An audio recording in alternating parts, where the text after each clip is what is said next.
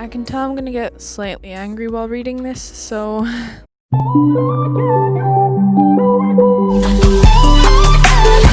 for the rest of our lives. I will preach this until the day I die because I'm so over it. K-pop stans are far too quick to use these 3 words, and what for? If you don't understand what the words mean, why do you use them on a day-to-day basis? Let's start with the first one, underrated. Stans think this word means something than what it actually means, I swear. Definition of underrated: underestimate the extent, value, or importance of someone or something. K-pop stans' definition of underrated: any group I support that not everyone talks about. Oh My Girl aren't underrated. Yes, I've actually seen someone on YouTube saying this.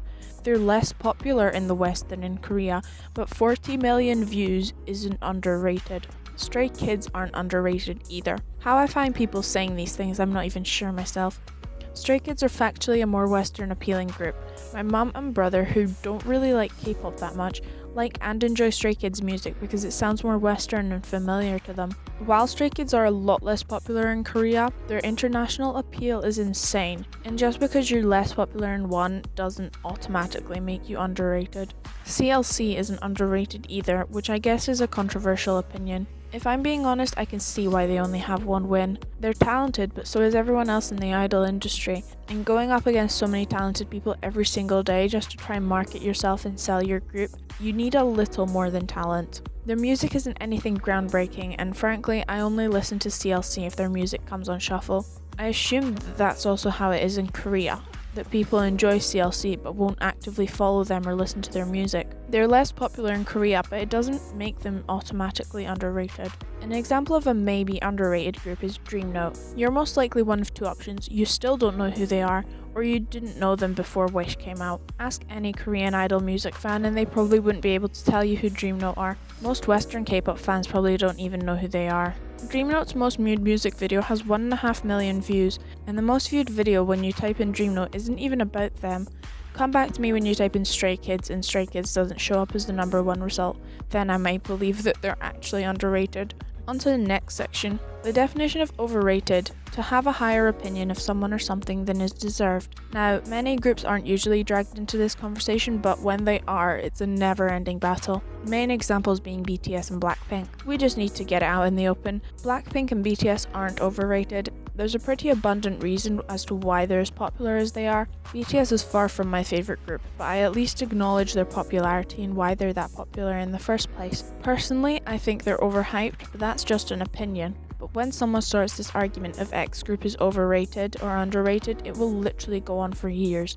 I would give other examples of groups that are quote-unquote overrated, but I literally can't think of other groups to talk about. It's always BTS and Blackpink that people argue on. As an alternative for over and underrated, please use over and underappreciated. That makes it sound more like an opinion than a fact everyone has to accept. Other words to use are under and overhyped, which also sound more like opinions than fact.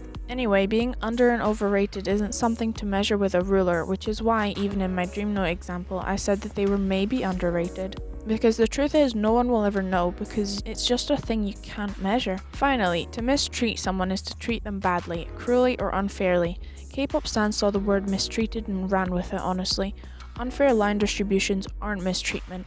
Unfair center time isn't mistreatment. Not giving dance breaks isn't mistreatment. No solo promotions aren't mistreatment. Being given worse outfits isn't mistreatment. I mean, what? Who called bad styling mistreatment? I want to speak to that person and just give them a stern talking to at this point. Oh, but Amelia, the definition says unfair in it. That means you're wrong. Yeah, sure, it says unfair in it, but it doesn't mean the unfair you're thinking of.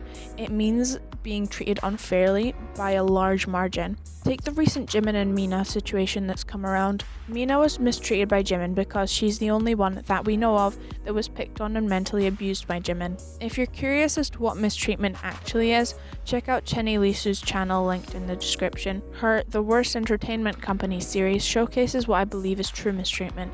Miss me with everything else you say. Unless your idol has been severely scarred, mentally or physically, from their mistreatment, I don't want to hear it. So in conclusion, I got way too heated making this video. In conclusion part 2, K-pop stans use impactful words far too easily and need to learn what they mean before using them. In conclusion part 3, I hope you have a great day regardless. Consider checking out some of my other videos. I promise I'm not usually this angry. Goodbye, au revoir, and adios.